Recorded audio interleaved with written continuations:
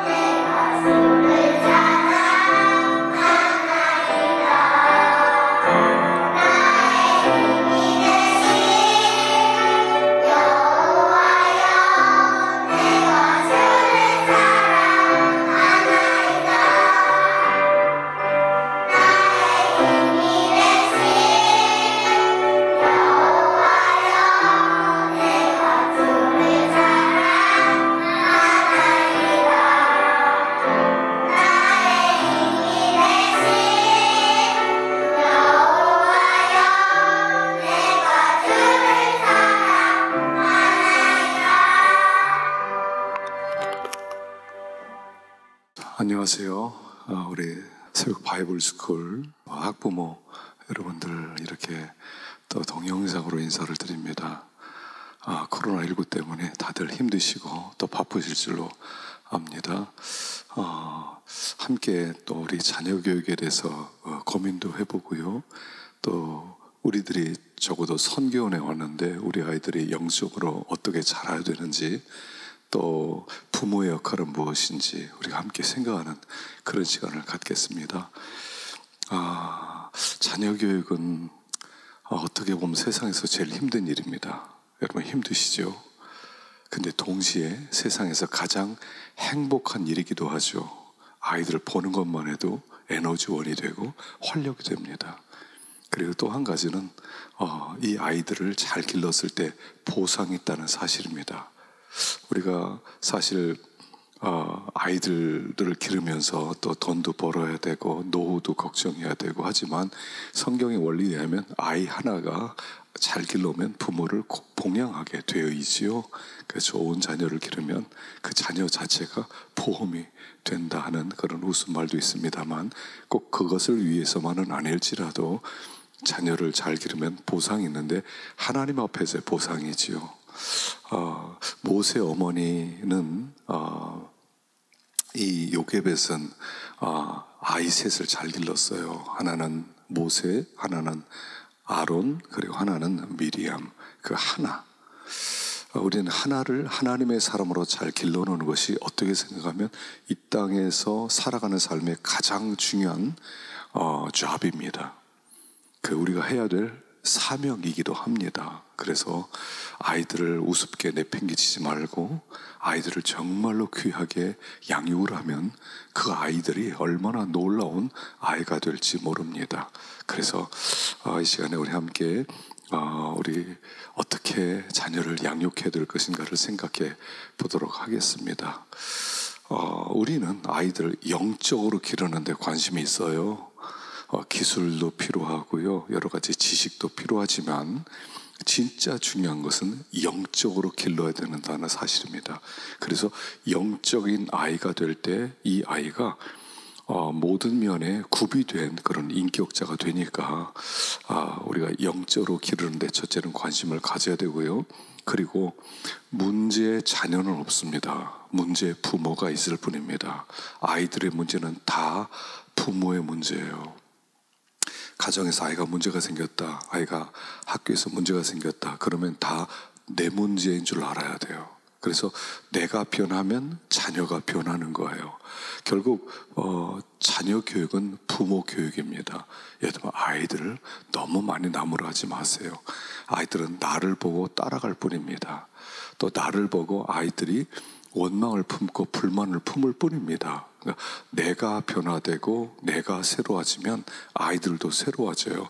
그래서 자녀 교육의 핵심은 부모 교육이라는 것, 자녀의 문제는 내 문제라는 것, 자녀와 나는 뗄래야 뗄 수 없다는 것을 근본적으로 알아야 된다 하는 것입니다. 그래서 내 영성이 자라면 아이들의 영성도 자라게 될 것이고, 내가 자라지 못하면 아이들도 자라지 못할 것입니다. 많은 돈을 들여서 좋은 교육기관에 보내고 싶어 하거든요. 소용없어요. 소용없어요. 제가 이제까지 쭉 자라고 또 제 경험을 보고 또 많은 부모, 자녀들의 경우를 볼 때 자녀가 최고의 탑 클래스의 학교에 나왔다고 해서 아이들이 새로워지는 게 아니에요. 부모 그대로 흉내를 내게 돼 있어요. 그래서 가장 좋은 학교가 가정학교죠. 이건 여러분 명심하세요. 명심하세요. 부모가 잘하면 자녀도 잘할 것입니다. 부모가 성장하면 자녀도 성장할 것입니다. 내가 성장하지 못하면 자녀도 성장하지 않을 것입니다. 그러니까 아이들을 막 다그치고 아이들을 혼내고 다 부모 문제예요. 나를 혼내는 거하고 똑같습니다. 하나님 앞에 아이를 놓고 엎드려 간구할 때 하나님이 나를 변화시키면서 동시에 아이들도 함께 변화될 것입니다. 자, 먼저 첫 번째, 자녀들은 미련하기 때문에요, 자기가 하고 싶어하는 대로 내버려 두는 것은 위험하다는 것입니다. 그래서 자녀들이 하고 싶은 대로 내버려 두지 말고 가야 될 길을 가르쳐라 하는 것입니다. 잠언서에는 채찍과 꾸지람이 지혜를 주고는 임의로 하게 버려두면 그 자식은 어미를 욕되게 하느니라. 임의로 하게 두지 말라는 거예요. 그 아이들에게 굳어지면 일생 동안 그 길을 걸어가기 때문에 우리가 아이를 기를 때 가야 될 길을 가르치라는 겁니다. 우리 아이가 키가 크게 될지, 또 몸무게가 얼마나 나가게 될지, 건강하게 될지 잘 몰라요. 그런데 하나 확실한 거 있어요. 이 아이는 타락하고 반항적이고 죄 많은 마음을 가지게 될 것이 분명합니다. 한 가지 확실해요. 이대로 놔두면 이 아이가 자라서 분명히 죄 많고 탐욕적이고 타락한 그런 아이로 자랄 것 하나는 분명합니다. 제가 이제 요새 기도원에 가서 이렇게 봉사를 하고 노동을 하는데요. 예초기로 이제 처음에 가서 풀을 다 깎았습니다. 그리고 땅을 뒤엎었습니다. 포크레인을 불러다가 막 뒤엎었어요. 그러니까 아무것도 안 보여요. 근데 확실한 것은 내년에 그 자리에 또 잡초들이 무성해질 것입니다. 사람의 마음이 그래요. 사람의 마음은 잡초밭과 같아요. 그래서 아무것도 없는 것처럼 우리 아이들 너무 순진하고 착하게 보이죠. 속지 마세요. 그 속에 잡초가 잔뜩 뿌려져 있어요. 자라나면 잡초밭이 될 겁니다. 그래서 이 아이들을 그냥 내버려 두고 네가 스스로 결정해, 너 알아서 해, 굉장히 위험하다. 아이들은 분명히 잘못된 길, 타락된 길, 그런 길을 선택하게 될 것이며 도와주셔야 되죠. 그래서 하고 싶은 대로 벌어두지 말고 가야 될 길을 가르쳐 주시기 바랍니다. 두 번째, 부드러움과 애정과 인내를 가지고 자녀를 가르치도록 하라 하는 것입니다. 잠언서 19장에 보면 내가 내 아들에게 소망이 있은즉 그를 징계하고 죽일 마음은 두지 말지니라. 아이들은요, 부모가 사랑하고 있다는 것을 가르쳐 줘야 돼요. 근데 나는 이렇게 생각해요. 부모 중에 자녀 사랑하지 않는 부모 있어요? 다 사랑해요. 근데 자녀가 느끼지 못하는 방법으로 사랑해요. 나 죽은 다음에 네가 나 사랑한 줄 알 거야. 여러분, 그렇게 가지 마세요. 살아있을 동안에 우리 부모님이 나를 진짜 사랑한다 하는 마음이 있어야 교육이 돼요. 그래서 아이들을 가르칠 때 사랑하고 있다는 것을 가르치도록 참고 인내하고 친절하게 대하고 기다려주고. 그래서 사람은 영적인 존재예요. 개도 알아요. 개도 저 사람이 나 좋아하는지 싫어하는지 알아요. 여러분, 들고양이 있잖아요. 들고양이도 알아요. 들고양이가 한 번은 우리 교회에 왔어요. 제가 본당에 들어서 뭐 똥도 싸고 막 새끼도 낳고 그래서 그 들고양이 보면 막 돌을 던졌어요. 그 이후로 이 고양이가 찾아오질 않아요. 근데 이 고양이에게 먹이를 자꾸 주고 오는 걸 그가 무관심하게 내버려두면 이 사람이 나 좋아하는구나 그래서 가까이 와요. 짐승도 알아요. 자기를 사랑하는지 사랑하지 않는지. 우리 아이들 똑같습니다. 우리 부모님이 나를 얼마나 좋아하는지 알게 됩니다. 그래서 사랑으로 대해줘야 돼요. 아이들에게 너무 많은 것을 기대하지 마세요. 이 아이가 한꺼번에 잘할 거라고 생각하지 마세요. 말 한마디만 해주면 얘가 탁탁 알아들이라고 생각하지 마세요. 아이들은 20번, 30번, 10,000번 계속 얘기해 줘야 돼요. 계속. 그래서 짜증나는 거죠. 근데 계속 대답해 줘야 돼요. 말해주고 말해주고 기다려주고 말해주고 서서히 변하는 거예요. 그때 아이들은 어떤 걸 물어봤는데 그 물음에 대한 대답보다 그 대답하는 부모의 자세를 보고 아이가 변화되는 것이에요. 그러니까 한꺼번에 너무 많은 기대를 하지 말고요. 마치 금속 같아요. 그 유기를 만들 때 얼마나 두드리는지 몰라요. 두드리고 또 두드리고 또 두드리고 두드리고 그 두드림을 통해서 그릇 하나가 만들어지는 것처럼 굉장히 많은 시간이 걸린다 하는 것입니다. 그래서 여러분, 사랑을 대신하는 것은 아무것도 없어요. 부드러움과 사랑. 여러분, 아이들 부드럽게 대하세요. 아이들은 깨지기 쉬워요. 아이들 마음이 깨지면요, 요새 마음이 다 깨졌죠. 아이들 욕을 왜 해요? 깨졌다는 얘기예요. 그게 이제 중학교 가서 극대화되는 거죠. 중학생은 이게 되는 게 없죠. 세계에서 제일 무서운 사람들이 중학생입니다. 왜요? 초등학교 때부터 이게 쌓여서 깨졌어요. 그러다 보니까 깨진 게 나타나는 게 중학생이고요. 고등학교 때부터는 조금 숨기기 시작하죠. 철이 좀 든 것처럼 보이지만 사실은 어릴 때부터 깨져서 그런 거죠. 아이들에게 그 인내를 가지고 또 사랑으로 부드럽게 대해줘라. 깨지기 쉽다. 마음 깨지면 그 다음에 뭐 돈을 갖다 주고 선물을 사주고 아무 소용없어요. 너 원하는 거 컴퓨터, 스마트폰 다 사줄게. 그리고 욕해보세요. 다 필요 없어요. 보상 안 됩니다.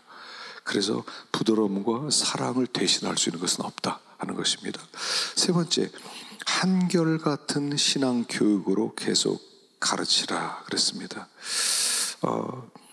여러분, 대부분의 사람들은 좋건 나쁘건 교육에 의해서 현재 그들로 만들어졌습니다. 우리는 교육에 의해서 이렇게 만들어졌어요. 우리의 인격, 어릴 때부터 배운 성품, 그 통해서 형성되는 것입니다. 그래서 모든 것이 교육에 의해서 만들어지는 거예요.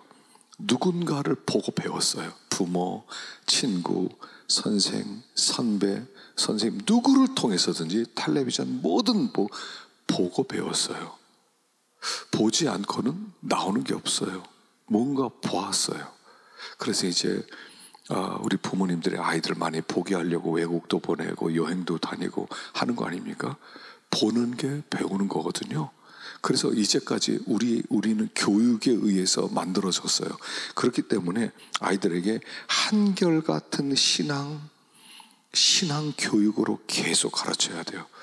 아이들은 엄청나게 빠르게 배웁니다. 마치 모래에 물 쏟는 것처럼요. 백지에 도화지에 그림 그리듯 그대로 흡수를 해요. 그대로. 나쁜 건 안 배웠으면 좋겠어요. 좋은 것만 배우면 좋겠어요. 근데 좋은 것 나쁜 것 다 받아들인단 말입니다. 특별히 나쁜 것은 더 쉽게 배우죠.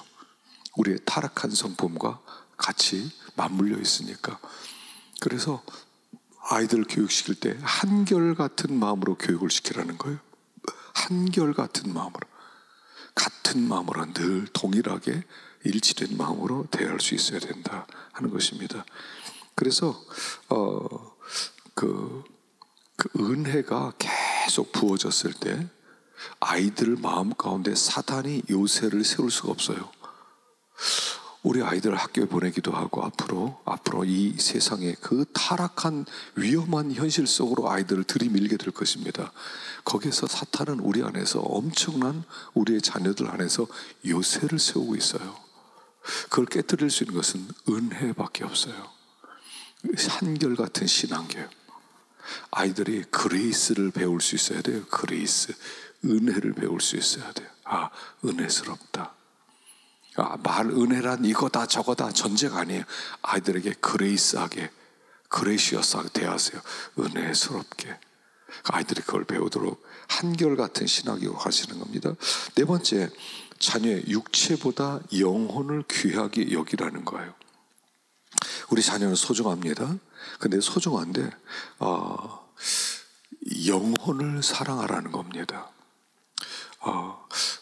우리는 사랑하면은 그냥 내버려 두는 것, 무조건 너그럽게 대하는 것, 그렇게 생각하는데 그게 아니고 영혼을 사랑해야 돼요. 육신은 잠깐이지만 영혼은 영원하거든요. 아이들이 천국 가는 아이로 가르치라는 거예요. 우리가 아이들 대할 때 우리도 모르는 사이에 이 세상 경쟁 사회에서 이겨야 된다. 너 누구에게도 지지 마라. 너 이 세상에서 살아가면서 너 하고 싶은 마음을 누리며 살아가라. 그렇게 생각을 하거든요. 영혼을 사랑하셔야 돼요. 그래서 우리 부모의 가장 중요한 책임은 아이가 회심하는 겁니다. 이 아이 정말 주님을 만났는가? 우리 선교연에서 우리 선생님들의 교육의 교사의 가장 중요한 것은 아이들이 정말 주님을 만나는 거예요. 바이블 스쿨이에요. 아침마다 예배하고 찬양하고 성경 암송하고 영혼의 양식을 제공하는 것입니다. 가정에서도 그렇게 해주세요. 아이들에게 육신 원하는 대로 아이들 육신이 기뻐하는 대로, 감정이 기뻐하는 대로 기분 좋게 만들어주지 말라는 거예요. 물론 어떤 때 우리가 아이들에게 기분 좋게도 해줄 필요가 있어요. 그러나 영혼을 사랑하는 범위 내에서 그렇게 만들어 주셔야 돼요. 근데 영혼을 사랑하지 않고 육신만 사랑하면 안 됩니다. 세상에서 편하게 살아라, 세상에서 높은 자리에서 누리고 살아라, 그것만 가르치면 안 된다는 거예요. 잘못 가르치는 거죠. 그래서 아이들에게 영혼 사랑이 진짜 사랑이라는 것을 가르쳐 줄 수 있어야 된다 하는 것입니다. 그래서 죽음 이후의 세계에 대해서 얘기해 주세요. 여러분, 부모님들 확신 있습니까? 여러분, 천국에 대한 확신 있으세요? 예수를 믿으면 천국 간다는 확신 있으세요? 어떤 때는 부모도 확신이 없어요. 선교원에서 알아서 가르치겠지? 아니에요. 알아서 못 가르쳐요. 아이들 가르쳐도 선교원에서 가르쳤는데 집에 가면 뒤집어 버려요. 야, 천국이 뭐 필요 없어. 세상에서 돈 많이 벌어서 높은 자리 잘 먹고 잘 살아야 돼. 부모가 그렇게 살아가면 선교의 것과 부딪히죠. 그럼 아이들이 누구를 배우겠어요? 선교는 잠깐이에요. 오전에 9시, 10시에 와서 그리고 3시 가는데 5시간이고 부모님과 20시간 이상이 있는데 되겠어요? 그러니까 죽음의 세계에서도 이게 야, 천국 가야 된다. 물어보세요. 너 천국 갈 수 있어? 우리 천국이 진짜 행복한 곳이야. 그걸 가르쳐줘서 천국을 위해서 자녀를 가르쳐라 하는 것입니다. 5번째, 자녀들에게 성경을 가르치라는 것입니다. 성경을 하잘것없는 이야기책 정도로 치부하지 마십시오. 성경은 하나님의 말씀이에요. 하나님의 말씀. 적어도 성경을 귀하다는 것을 아이들이 인식할 수 있어야 돼요. 우리 바이블 스쿨에서 성경 교육을 시키거든요. 아이들에게 성경이 얼마나 중요한 하나님의 말씀인지, 절대적인지를 가르쳐요. 아이들은 적어도요, 우리 선교 다니는 아이들은 성경은 절대적이다, 말씀은 절대적이다, 그렇게 해야 된다는 걸 그대로 받아갑니다. 근데 부모들은 안 그런 것 같아요. 성경에 대한 성경의 가치, 성경의 위대함, 성경이 그 사람의 인생을 좌우하고 성경이 그 사람의 축복을 좌우하는 거거든요. 성경에서 가장 성경 때문에 복받은 사람은 다윗입니다. 다윗은 성경을 사랑했기 때문에 복받은 사람이에요. 천천 금은보다 귀합니다 라고 고백했어요. 여러분 어떻습니까? 여기에 보물, 뭐 다이아, 뭐 금, 진주, 산호, 뭐 에메랄드, 뭐 모든 보물을 갖다 산더미처럼 뭐 한 그 보물섬에 나오는 그 한 궤짝 놓고요, 말씀하고 붙잡아라 그럴 때 여러분 뭐 붙잡겠습니까? 이 성경은 뭐 하고 거의 그렇게 보물을 붙잡지 않겠습니까? 근데 다윗은 그렇지 않았다는 거예요. 하나님을 붙들었어요. 그래서 그가 전쟁에 나가서 전리품을 어마어마하게 많이 얻어왔는데 다 바쳐버렸어요, 하나님께. 그래서 하나님 다윗을 사랑했어요. 다윗처럼 복받은 사람이 없어요. 왜냐하면 하나님을 사랑했으니까. 말씀 사랑이 하나님 사랑이거든요. 여러분, 하나님 얼만큼 사랑하세요? 그만큼 성경을 사랑할 겁니다. 성경을 사랑하면 그 사람의 미래는 걱정할 게 없어요. 여러분들이 젊었을 때 혹 사고로 죽더라도 아이들이 성경의 가치를 알았다면 안심하고 세상을 떠날 수 있어요. 우리 아이는 말씀을 귀히 여긴다, 말씀이 이 아이를 붙들 것이다, 확신하게 될 것입니다. 그래서 말씀이 귀하다는 것을 계속 가르치고 성경을 가르치십시오. 그래서 성경에 나온 이야기들요, 지금 이 시대에 안 어울리잖아요. 공부 영어 해야 되고 뭐 수학 해야 되고 뭐 국어 해야 되고 뭐 아이들에게 수많은 지식을 가르쳐야 되고요. 근데 성경에 나온 지식 얘기를 해주세요. 십자가 얘기해 주시고요, 죄 이야기해 주시고요, 천국 이야기해 주시고, 영광 얘기해 주시고, 구원 이야기해 주시고, 성경 이야기를, 성령의 역사에 대한 이야기를 가르쳐 주십시오. 그러니까 성경을 모르면 자녀 교육 빵점입니다. 자녀 교육 나름대로 엄청 요즘 막 자녀 교육에 대한 관심이 얼마나 많습니까? 막 지식도 있고 책도 있고요, 뭐 교육기관도 다 소용없어요. 성경을 모른다면, 성경에 나타나는 성경 이야기 모르는데 자녀들 잘 기를 수 있어요? 뭐 나름대로 뭐 자녀들 뭐 보호한다, 뭐 이렇게 보호한다, 저렇게 보호한다. 에이, 그건 보호도 아니에요. 성경 이야기로 아이들을 양육시켜라. 여섯 번째, 자녀들에게 기도하는 습관을 가르치라는 것입니다. 자, 기도하는 거예요. 무릎 꿇는 거 가르쳐 주세요.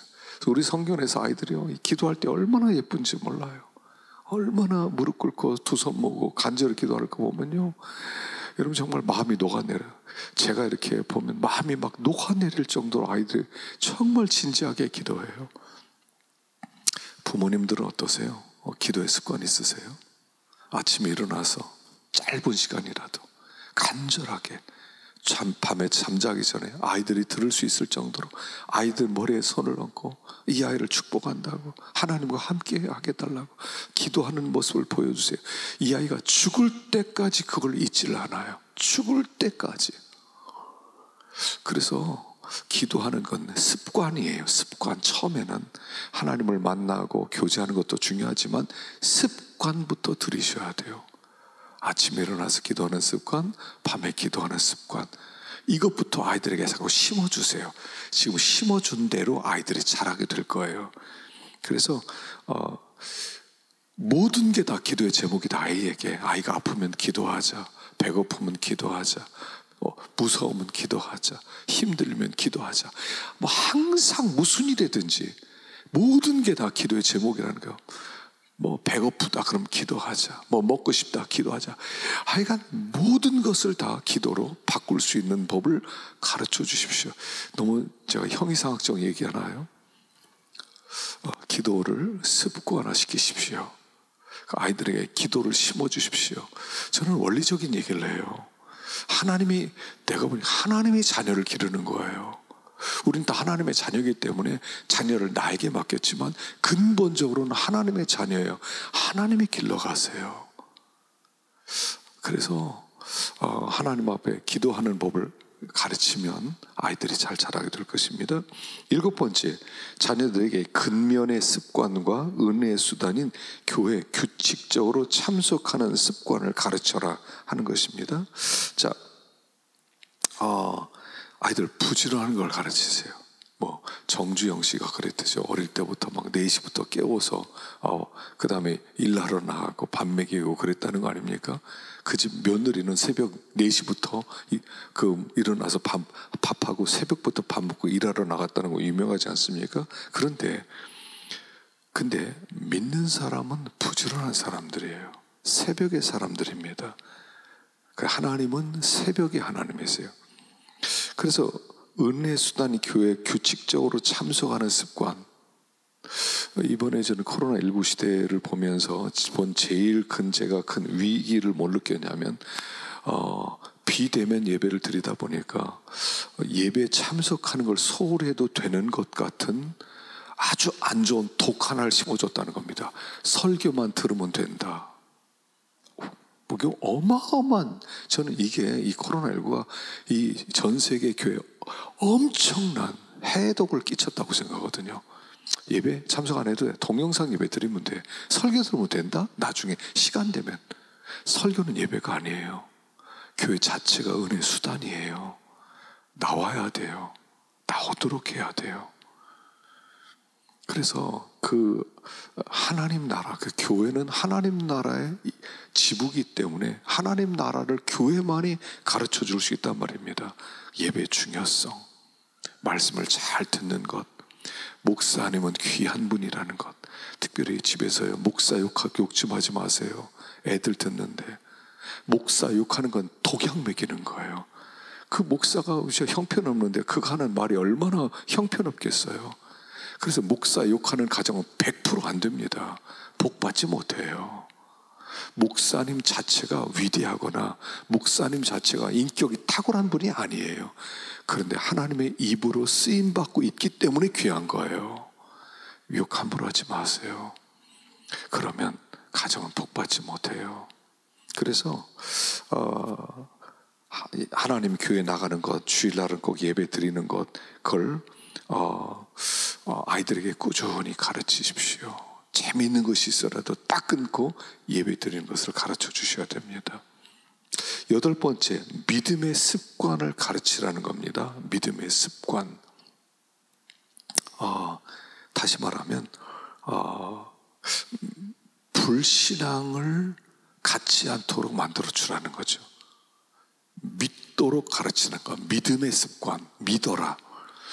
노아 시대에 왜 많은 사람들이 물론 멸망합니까? 간단해요. 왜요? 안 믿었어요. 노아를 통해 사신 말씀을 안 믿었어요. 멸망한다는 것을 안 믿었어요. 불신앙으로 망하는 거예요. 왜 아담과 하와가 에덴, 그 가장 행복한 에덴 동산에서 쫓겨납니까? 하나님의 말씀을 안 믿었어요. 정령 죽으리라는 하나님의 말씀을 안 믿었어요. 예수님을 왜 십자가를 왜 못 박았습니까? 예수님이 하나님의 아들이라는 것을 안 믿었어요. 불신의 시대란 말입니다. 그래서 아이들에게 믿음을 가르쳐 주세요. 말씀해 주시고 믿으라고 하세요. 믿음이 억지로 되겠습니까? 그러나 자꾸 가르치면 아이들이 습관이 돼요. 믿으면 사람은 굉장히 긍정적이 됩니다. 믿지 마라, 부정적이 돼요. 믿어라, 믿어라. 그럼 이런 험악한 세상에 아이가 어떻게 살아갑니까? 잘못 믿으면 사기당하는 거 아닙니까? 걱정하지 마세요. 하나님이 다 분별력을 주시게 돼 있어요. 믿음의 습관. 말씀을 믿어라. 예수 믿으면 천국 간다. 믿으세요. 예수 안 믿으면 지옥 간다. 믿으세요. 말씀대로 순종하면 복 받는다. 믿으세요. 예배를 드리면 하나님이 기뻐하신다. 믿으세요. 기도하면 하나님이 응답해 주신다. 믿으세요. 믿는 거예요. 그 습관을 길러주세요. 굉장히 필요한 일꾼, 굉장히 쓸모있는 일꾼들 겁니다. 믿음의 습관을 길러주세요. 얘야 믿어라. 믿어라. 우리도 믿는다. 믿어라. 그래서 믿음의 습관을 가르치라는 것입니다. 자, 9번째, 자녀들에게 순종의 습관을 가르치라는 것입니다. 순종의 습관. 여러분, 부모에게 순종하는 법을 가르치세요. 이게 기본이에요.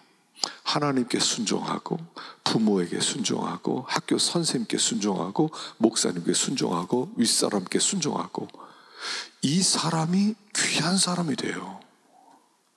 그래서 기독교는 순종을 가르치는 종교예요. 순종해라.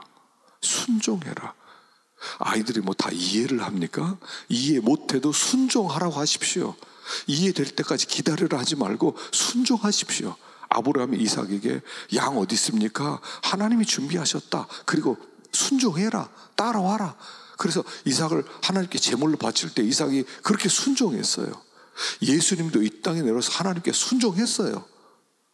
그래서 내 부모를 공경하라. 그럴 땐 부모는 윗사람을 얘기하는 거예요. 지금 우리 시대는 순종이 없는 시대예요. 반항만 있는 시대예요.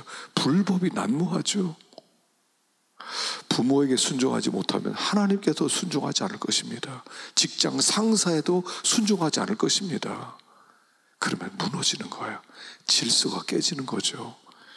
그래서 아이들에게 순종하는 습관을 가르쳐야 됩니다. 불순종하면 혼을 낼 수도 있어야 돼요. 왜 불순종했느냐?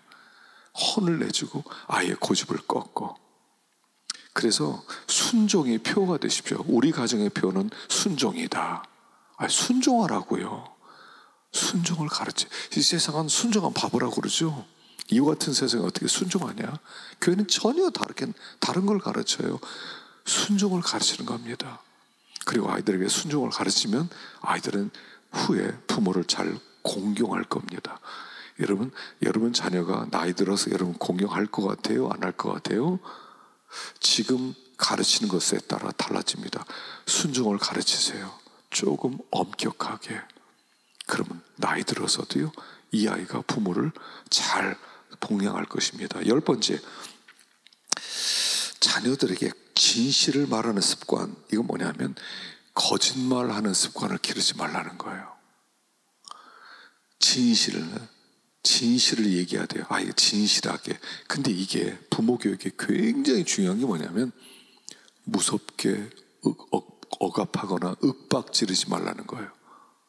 아이들에게 윽박지르잖아요. 그럼 그때부터 아이는 진짜를 얘기 안 해요. 혼날까봐 거짓말을 배워요. 아이들을 너무 엄격하게 막 혼내고, 그래서 너무 아이들 기를 죽이고, 너무 아이들 바로 세운다고, 믿음으로 살게 만든다고 막 엄격하게 가르치면 거짓말 장이가 될 겁니다. 거짓말이 습관이 될 것입니다. 이게 무서운 거예요. 거짓말 잘하는 사람들 딱 보면 거의 대부분 집에서 아주 엄격하게 자란 아이들이 많아요. 혼나니까요. 일단 그 자리를 모면하려면 거짓말 쳐야 돼요. 그게 습관이 되었어요. 길이 들었다는 거죠. 슬픈 일입니다. 여러분, 자녀들 너무 억압하거나 어떤 때는 막 다불었다 세우고 아이들을 막 혼내고 안타깝거든요. 그렇게 하지 마시고 아이들을 잘 가르치십시오. 진실을 얘기하도록, 진실을 말하면 잘했다고 오히려 얘기해 주세요. 그리고 다음에 그렇게 하지 말자. 그렇게 진실을 말하는 습관을 기르면 아이들 참 귀한 아이로 자랄 것입니다. 마지막으로 11번째예요. 하나님의 자녀 교육법을 끊임없이 되새기라는 겁니다.